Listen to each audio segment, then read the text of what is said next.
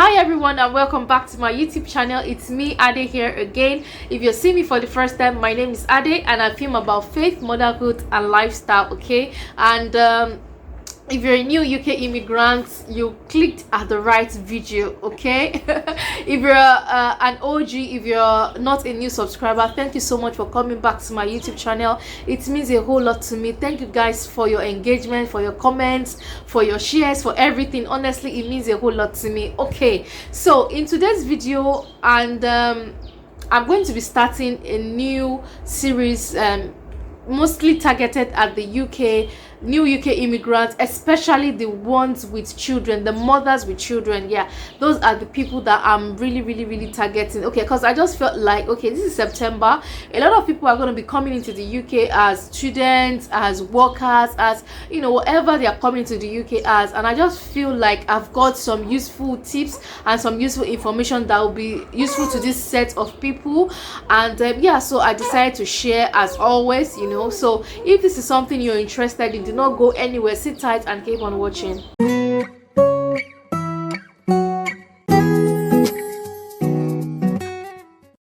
So right, so before I proceed in this video, we are hearing ken. I have a newborn here, okay, so bear with me.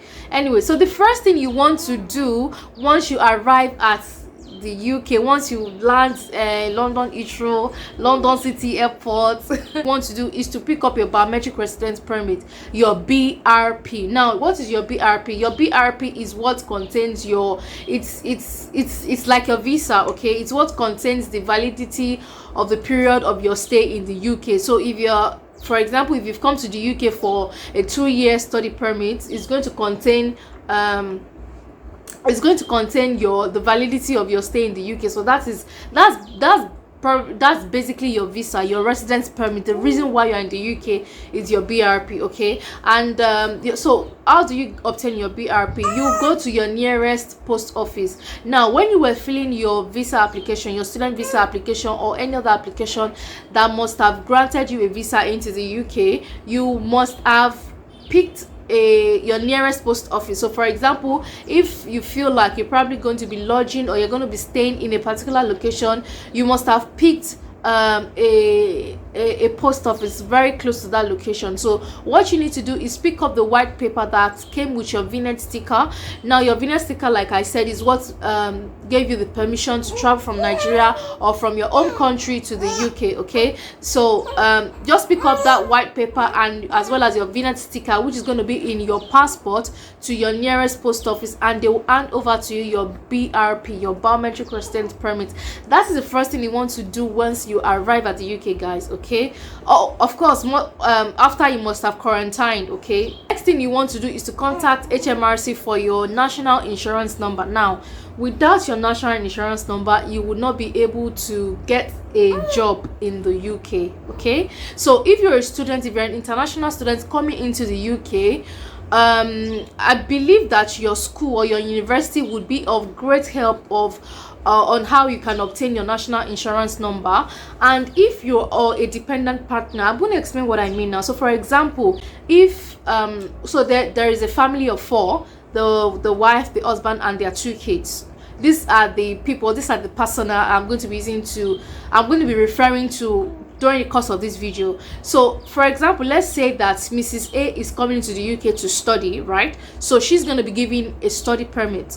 Now Mr. B is a dependent partner. She's also going to be given the period of visa or the length of visa that Mrs. A gets. So for example, in the UK, if you're coming to study for 2 years, you'll be given 2.5 years, right? And then her husband or Mr. A is also going to be getting 2.5 years, as well as the children. I believe that all of this information should be or is on gov.uk.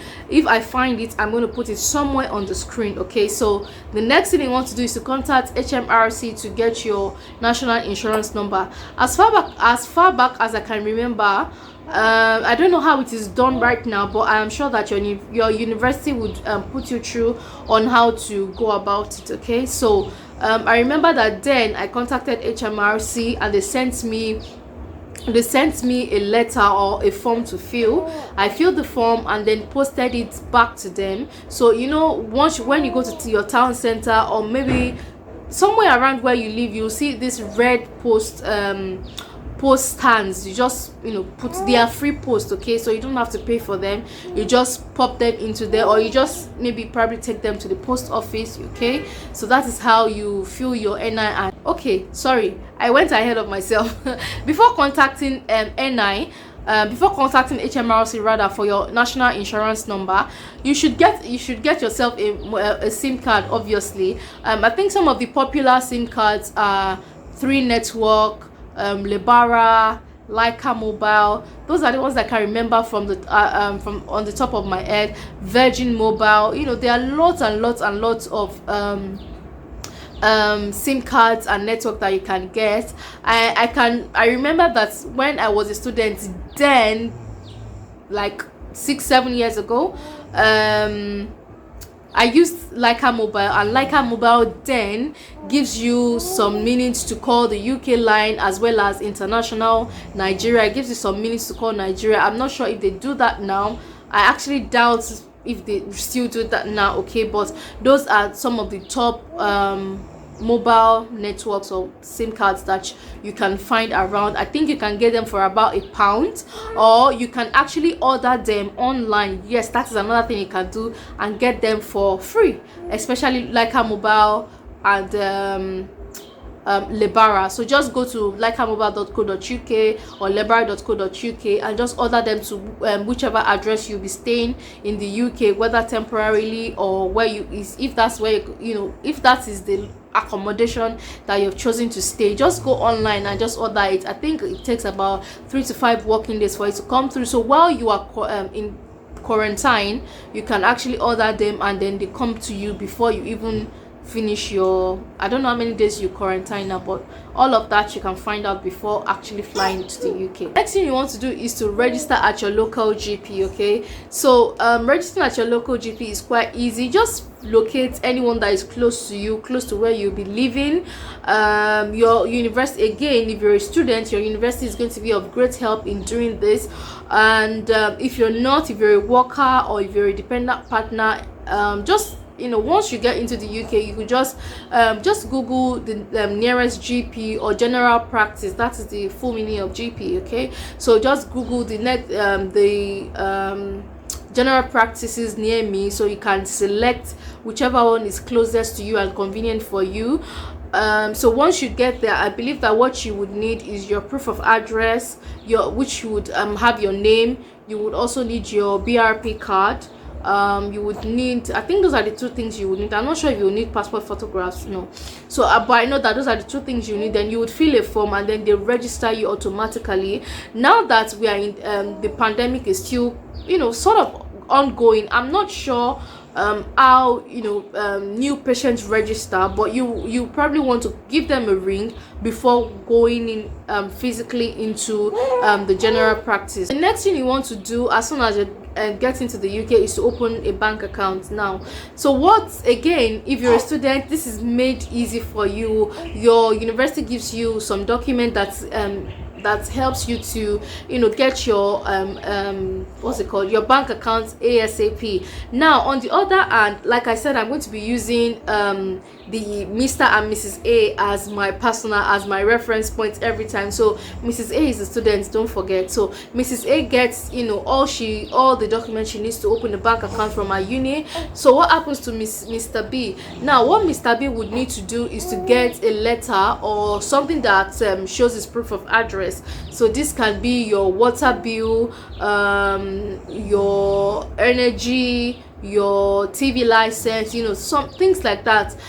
Those are the things that you can use as proof of address. You can actually use your bank account, but hey, we are trying to open a bank account here, so you need to use some of your other utilities to open a bank account. So once you get some of this document, just take it to your bank, and I'm not sure if you need your BRP. I don't know what it is right now, but just take it just in case they ask for it, okay. So you also probably maybe need your BRP as Mr. A, who is the dependent partner now. That's what I'm talking about. So you can get all of those documents, book an appointment, and then just walk into the nearest banks. Again, some of the banks that I can remember from the top of my head that I know that students usually bank with, or students usually open an account with, is an HSBC. I've been using HSBC for years now. I've not had one single issue with them. Barclaycard is also a very, very good bank, as well as NatWest, and you know, some other banks as well, you know. But those are the three top ones that I can remember, you know, from the top of my. Lloyd's Bank is another one. I've not actually had anyone use Lloyd Bank, but I'm sure it's also a good bank. Okay, this is not an ad, this is just, you know, this is just me coming out here to share my own experience with you guys. Okay, the last thing that you want to do, out of so many other things that you might want to do, is to locate a local church or a mosque or an Islamic group. Okay, this you can even do before leaving Nigeria or your home country. Just go to Google and check maybe the list of churches or list of Islamic groups or mosques around, you know, your postcode. You probably, before, say for example, before you left Nigeria, you found one, you can actually give them a call to say you are coming in as an international student, and you know, and I'm sure that they'll probably be able to help you with, you know, a couple of things if you probably need help with. I think some of them might even be nice to the extent of offering to pick you up from the airport. You know, it is possible, anything is possible, so just give them a ring. Having a local church is very, very important, or having a local mosque or Islamic group is very, very important. Trust me, the abroad can be very, very boring and sometimes depressing when you don't have people to talk to, especially if you're a student and you're just going from your school to work and back to your house. It can be, you know, it can take a toll on you. So having a local church or a local mosque would really, really go a long way. It's really, really important, you know. It's very, very, very, very, very, very absolutely important. Anyway, that would be the end of today's video. I really do hope that you've gotten a thing or two from today's video. I hope that you've been able to, I hope this video would help you to easily settle it into the UK. If you have any more questions, please feel free to drop them in the comment section, and I probably would do another video, okay, to maybe answer those questions. Like I said earlier, this is going to be a series, so this is, I don't know, should we call it episode 1? Maybe this is episode 1 of the I don't know, new immigrants or new UK immigrant series, you know. Anyway, so that will be the end of this video. Like I said earlier, if you've enjoyed it, please do not forget to give it a thumbs up, and if you have not subscribed, please hit that subscribe button, okay? please also leave me your comments, share. This is totally free to share, okay? It's totally allowed. Anyway, I'll see you in my next video. I remain Ade. Continue to stay safe, stay blessed, and stay in God. I'll see you in my next one. Mwah. Bye.